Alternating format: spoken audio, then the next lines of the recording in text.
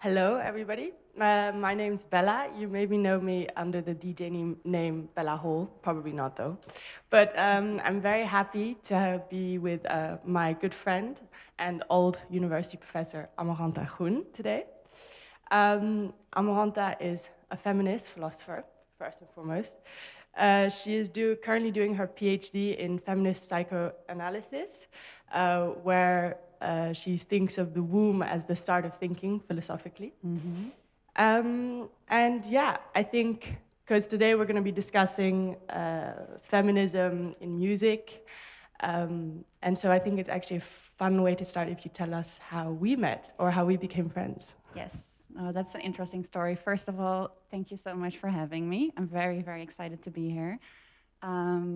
So Bella was my student a couple of years back, and next to being a really great student, at some point I noticed a sticker on the back of her laptop, and it was a rush hour sticker. So I asked her what it was from and how she got there, and then we started talking about music. And ever since, I think we connected over feminism and music. And that's how I ended up here. Yeah, exactly. And then we'd spend way too much time after class discussing all our different topics. Yes. So yeah, I'm very much looking forward to this conversation, and we're gonna be going through some of your favorite songs. Exactly. And their messages behind them. But I think my first question to you is, how did you actually start getting into music? Well, I think I started into record collecting actually around 17, 18 years old, and somehow I had gotten a taste of Moody Man and Theo Parrish records at the time. And I went into Clone Records here in Rotterdam, and I remember asking the people working there, "Hey, so yeah, I really like Theo Paris and Moody Man. Do you have any other stuff like that?" And then they ended up giving me a huge pile of records, obviously, and I started digging through them, and that's kind of what got me started. But then later, I think I got way more into disco. I'm a huge disco girl. And also into spiritual jazz, soul, funk, the whole thing. And yeah, I've been collecting ever since. Yeah. Yeah. You have one kick-ass vinyl collection that you It's finally okay. got working the other day. Oh, don't get me started. You spent a year with vinyls that weren't in use. Yes, I have this amazing setup with Technics, the whole thing, and I was unable to. I was unable to set it up for a year, but now I actually did. It's very embarrassing. And it took her 20 minutes to do so. Yes. So, anyways, okay, so I think it would be nice to do your first song of the Yes. day. Can you tell me a bit about this song and why you chose it? Yes, so the first song I chose is a spiritual jazz song by the all-female band called High Risk. It was the first record released on Olivia Records, which was a radical lesbian record label started in Washington, then moved to California. There were 10 women who decided to start their own record company. It was also based in the philosophy of financial independence and taking over certain economic institutions for women. So it's a record label with a really important history for feminist music, for the lesbian feminist scene. And this was their first record. And it's gorgeous. And it also really weaves together poetry and political activism and experience. And well, hear it for yourself. It's really, really nice. Yeah, okay, so wait, let's put it on. Make sure I don't get anything wrong. Okay.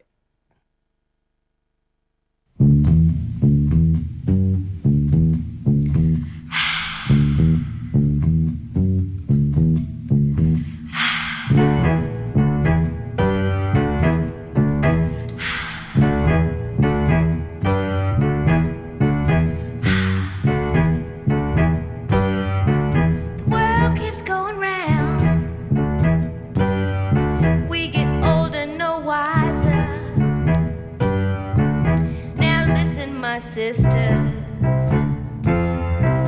You're aware of what's going on. It's there, all around you, everywhere. Degradation. Some men, they offer you some fine cars, expensive clothes, and lots of caviar. If you hang on to them, you know, baby, you can't get very far from degradation. Still, it's there, all around you, everywhere. Degradation.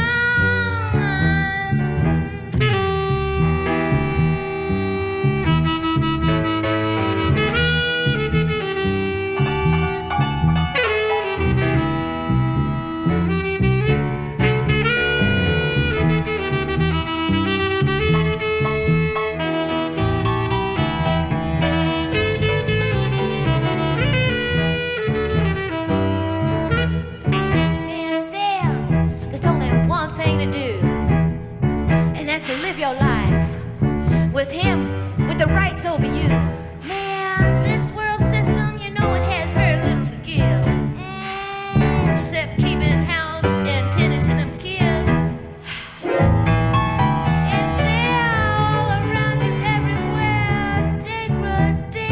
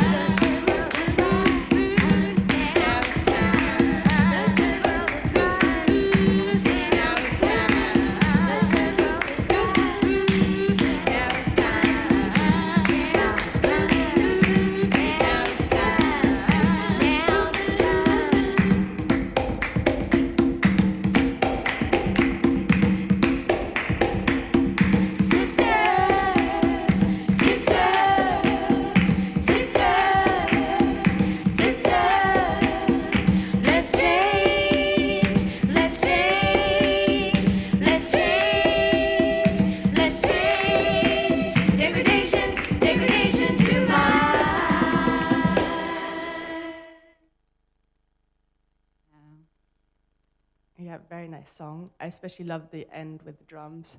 Yes. Can you tell me maybe a bit about the lyrics? Because they talk about degradation, which I Yeah. personally had to Google before when you sent me this song, what it actually means. Yeah, and they mostly also talk about women's dependence on men Yeah. and, you know, the future that lays ahead of you, especially in that time where you can just be a housewife and that's kind of what you're set up for in life. Take care of the kids, Yeah. identify yourself over your male counterpart. And this is really a call for, you know, sisterly love and change. I think it's also very utopian. It kind of catches the utopian spirit of the time and the women's movement in the 70s. Yeah, because it was made in 1974. Yeah. Yes, 1974. So. Yeah, and it was the first record on this amazing record label. I think I don't know exactly how long they lasted, but they sold over 1 million records. They signed all sorts of women, lesbian artists who mainly spoke about their lived experience. And then they broke down at a certain point, and they still exist in the form of Olivia cruises. I don't know if you've ever heard of that. No. It's just the biggest lesbian cruise in the world. So if you watch the L Word, they actually go on an Olivia cruise, and that's... maybe I did see that then. Yeah, you probably did. Yeah. I can't remember. I mean, I watched the L Word, but I can't remember Olivia Cruz. Yeah. But okay, great. Funny. Yeah, okay. Well, I really like that song as well. And I really like the fact of the lyric that says, you know, if you're just going with a man who feeds you caviar, then you're on the road to degradation. So Exactly. Which, yeah. As you are. Yeah, indeed. So my next question for you is, you were very involved in the music scene, actually, sort of touring a lot with Danilo, and yeah, I wanted to ask you a bit about how you experienced that, especially when, yeah, being a woman in the music scene or backstage of the music scene when there weren't actually that many women at the time. Right. Yeah, I think I traveled pretty extensively for about 5 years touring with my partner. And yeah, it's been great. I've had amazing experiences, seen a lot of clubs, a lot of insides of hotels and crappy and nice hotels, um, and stations and airports. But it was also very intense, and you know, sometimes people are like, "Oh, you get to travel a lot, you get to see so much of the world," but also you travel to 3 or 4 places in one weekend, all the while trying to finish your bachelor thesis in feminist philosophy. So it was an intense, but also really inspiring and nice time. But yeah, I would say that, you know, in those 5 years traveling, I met maybe 5 female DJs Wow. on the road. So it was definitely a very masculine environment. Yeah. And as the DJ's partner, of course, you either get treated really nicely or, you know, you can also be kind of treated like a decorative prop. Yeah. So, you know, it was a mixed experience. Yeah. I also think this was the early 2000s, and, you know, in the 90s, you had a lot of really, really big, you know, mainstream female DJs such as Ellen Alien, Miss Kitten, Monica Kruse, those kinds of superstars. But yeah, I think that kind of tempered down a little bit Maybe, yeah. in my time. But now we see way more diverse lineups sure. at the current time. So I think that's a very positive development. Indeed, I couldn't agree more. Yeah. I couldn't agree more. Talking about women in the music scene way before now, you have another song for us by ESG called Moody. Can you tell us a bit about it? Yeah, we're going to the 80s. And I chose a song by ESG that stands for, God, some emerald, sapphire, and gold. They were a group of teenage girls from the South Bronx in New York. And the South of Bronx was a neighborhood with a lot of poverty and very unsafe neighborhood at the time. Mm-hmm. And their mother actually wanted to try to keep them off the streets and gave them instruments. Oh, wow. And told them to give her a performance every week to show their progress. And they actually turned into this really idiosyncratic, amazing punk rock band with a very, very, very specific sound. Their single UFO has been sampled, I think, by Public Enemy, by MF Doom, right? MF Doom, 9 Inch Nails. It's been super influential. And the current track is actually also a bit of a precursor to house music. Oh, okay. It's a little bit similar, I would say, to this MSFB track. You kind of already hear the house influences in here, and it's just super fucking cool. Okay. So. Okay, well then let's give it a listen. All right.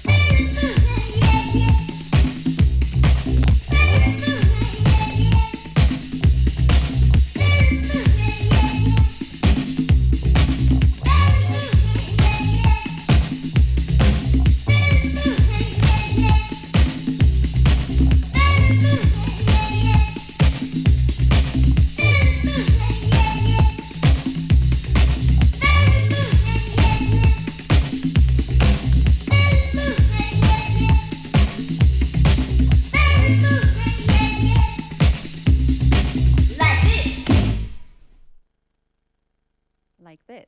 Yeah, very, very cool song. I really like the song. Wait. Okay, yeah. All right. Yeah, no, I really like this song, and it's funny actually that you say that it's their mother who motivated them to start a band to keep them off the streets. So maybe next time anyone wants to start, I don't know, DJing or buying a guitar, just tell your mom it's to keep you off the streets. Talk to your mom. Yeah, exactly. Yeah, no, and I think it's also really interesting that, okay, well, this was a very influential song, but their other song, UFO, was sampled so much. Yeah. And it kind of, I think sometimes we tend to forget how crucial, I mean, if I think back at the music scene I'm really into, which is like dubstep and drum and bass, Right. which is super masculine, Yeah. especially today still. You have people like DJ Storm and Chemistry, who in the 1990s were like part of Metalheads, which was huge for the drum and bass scene. Right. So I was wondering, do you think there's maybe sometimes people forget about how crucial, especially when you also think of disco and female vocals and house and how that all evolved? Yeah. Yeah, if people tend to forget, maybe? Yeah, I mean, I think, we have a collective forgetting very often of influences of the music that we hear. I mean, so much of our electronic music is also sample-based, and so much of it is rooted in jazz and in disco and soul. Yeah. And, when you pay attention to it, you hear it, but it's something that, is glossed over a lot. No. Yeah. No, for sure. But that's why we bring up these tracks. Yeah, that's true. Yeah, okay, and then I think we can move. Do we want to move on to the next song? Or? Yes, let's move to the next song. I mean, I still have other questions for you, obviously. So can you tell me a bit of the next song? Yes, A bit about. The next song is All Over My Face. Is It All Over My Face by Loose Joints. Loose Joints was a collective of Arthur Russell, the avant-garde legend, and Steve Akisto. And this song is actually kind of a gay anthem. And there's a male version and a female version, and it obviously refers to oral sex. And it also has actually, I found out recently because there's like one part of the lyrics that I've always been wondering what it said. And you can look it up. I don't know exactly what it is, but it's some sort of religious phrase. Yeah. So it kind of mixes oral sex and religion together. It's very interesting. And it was actually popularized by Larry Levon, who made his own mix and played it a lot in the Paradise Garage. Yeah. And then it also continued to be a very influential song for the voguing ball scene, and still is today. Yeah. So yeah, and it's one of my favorite songs ever. Do you think they play the female version in lesbian clubs and the male version in gay clubs? Well, yeah, I mean, with a little bit of queering, you could definitely make this into a lesbian anthem, but I think it just... Oh, so it's more of a male gay anthem? Well, yeah, Is It All Over My Face? Yeah, okay. But I do actually happen to like the female version more. Yeah, well, we have the female version here, obviously. Yes, we do. Okay. All right, let's get going.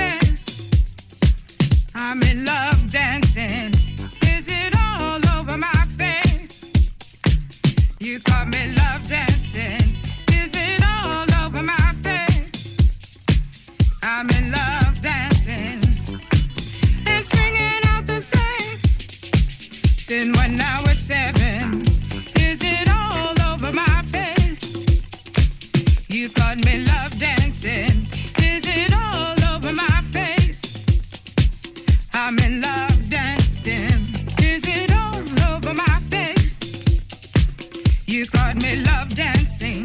Is it all over my face? I'm in love dancing and springing off the stage. Sin one, now it's 7. Is it all over my face? You caught me love dancing.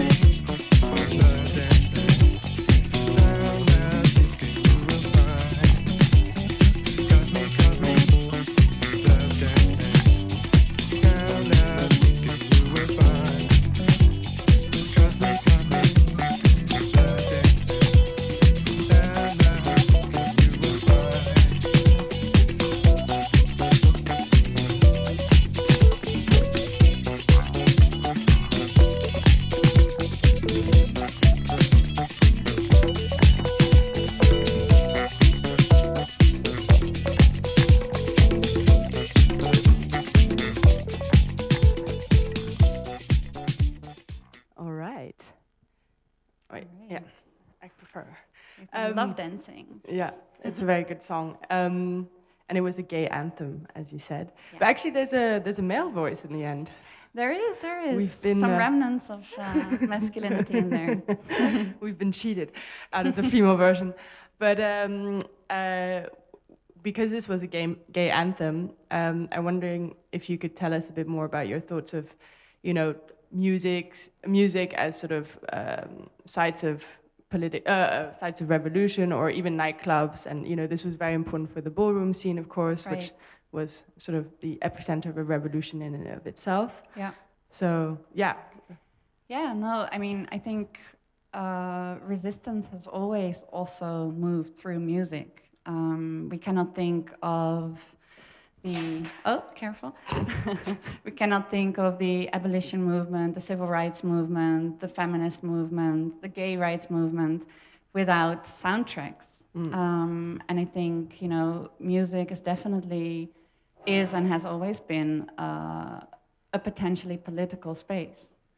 And also the dance floor is a way of coming together and creating solidarity. And I think that energy is very, very important. So, yeah. Yeah, I know.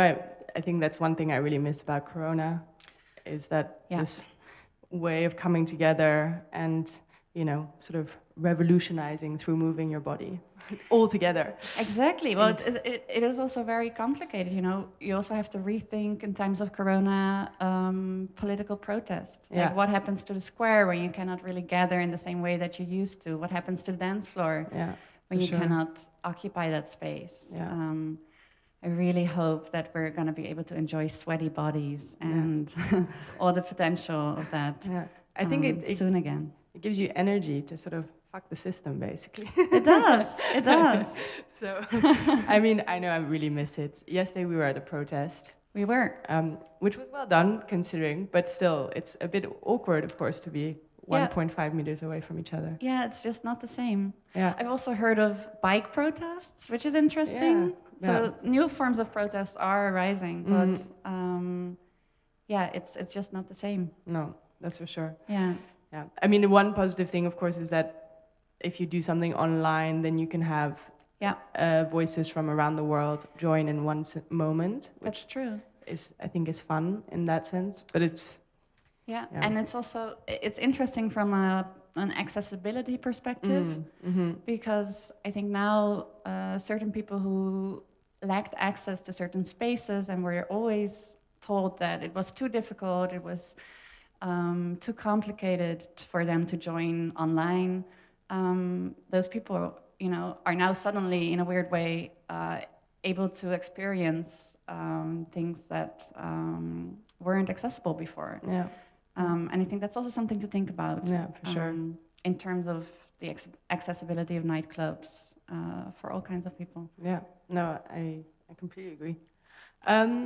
Okay, and then, I think we can move on to another song. Your personal favorite, right? It's got the most fantastic lyrics. Yes, listen to the lyrics. Yes, please listen to the lyrics. Can you tell me a bit about this song? Yes, so this is a song by Armando, and it features Chavette, a vocalist. And this was actually recorded in one take. And, you know, some of the best songs are recorded in one take. It is a killer acid track with all the fire of the political movement of the time, of the 80s. And it basically tells women to not take it. And just as he does, someone else can do it better. Listen for yourself. Yeah, we'll discuss more about the lyrics in Right. a bit. Okay.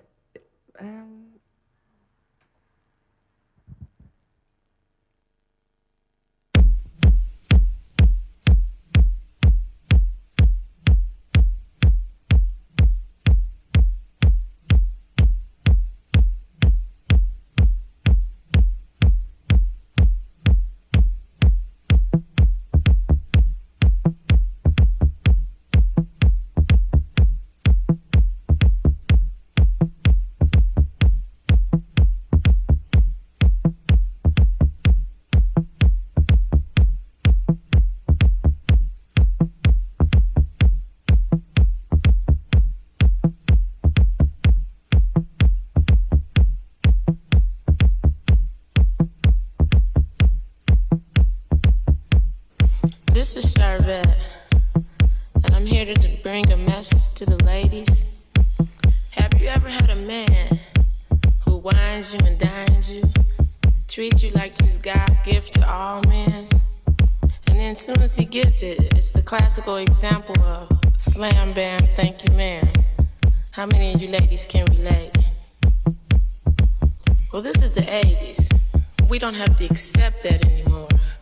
There's a million fish in the sea, all colors. Ladies are moving up in the world now. We're running for office, taking over all the men's jobs, getting educations, filling positions that you never thought a lady would be able to fill.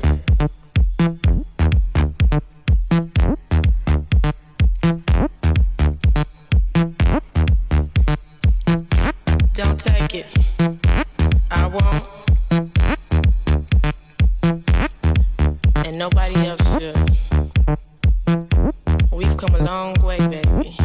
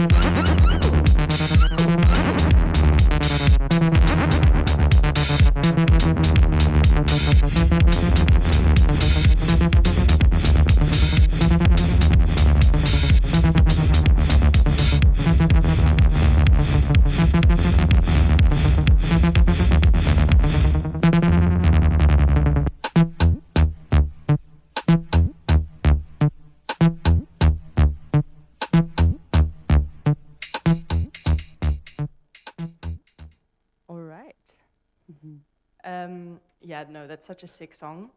And Right. I love the acid line, or I don't even know how that's called actually. But I really would love to play this in a club once. Well, you should, and I'm gonna come. Because Yeah, for you're a badass DJ. No. But there is actually one lyric we both don't like, which is because it's such a badass song with so many cool Right. lyrics, spitting so much truth, and then all of a sudden she says, "Don't worry, Mr. Right is out there somewhere for you. Don't give up hope." And I'm Yeah. like, yeah, no. Yeah, unfortunately, most of the movies, most of the music, most everything ends up in a perfect heterosexual love story. It Yeah. has to end well. But we're okay with ignoring that one Certain sentence missteps. Yeah. alongside slam bam, thank you, ma'am. Yeah, that's so good. But actually, and then this might actually tie in a bit with the next song we have. Yes.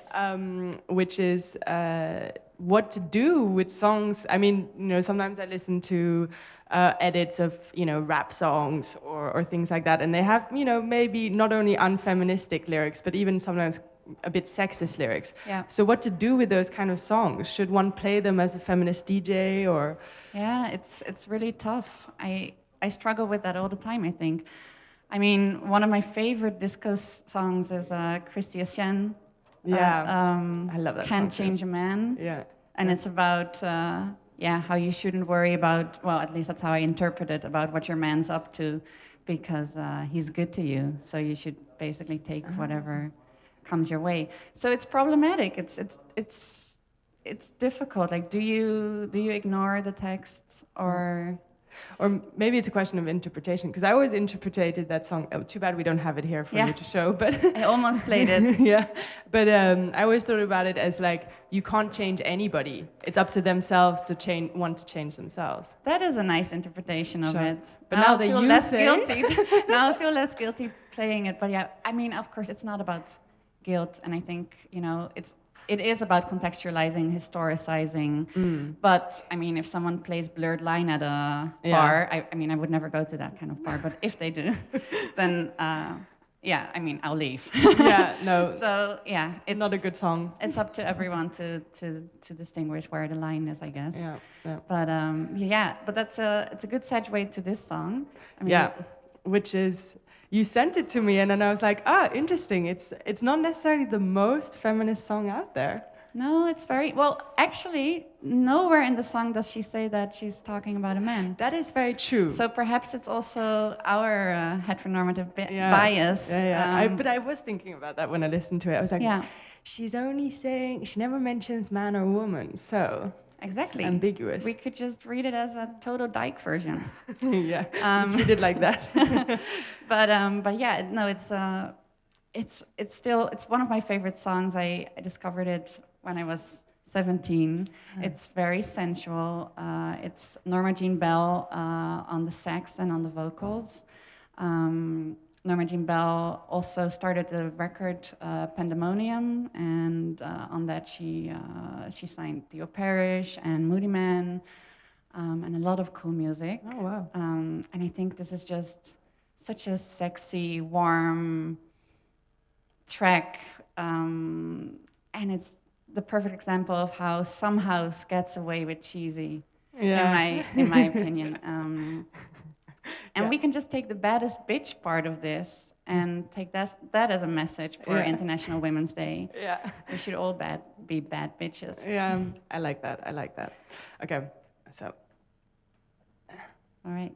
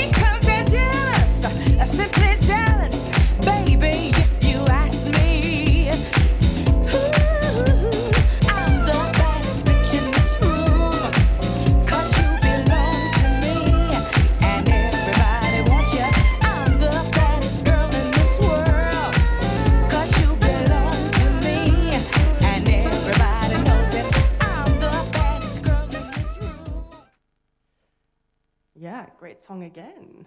Right, thank you. Okay, well, sadly, we have run out of time. That's too bad. We could go on forever. Yeah, couldn't we could. We could. But thank you very much for joining me. And Thank you yeah, for inviting me. and if there's anybody out there watching, thank you for watching. Thank you for watching, and have a great Women's Day. Yeah, enjoy the rest of our sick lineup. And yeah, bye-bye. Bye. Yeah, I don't know how to do it.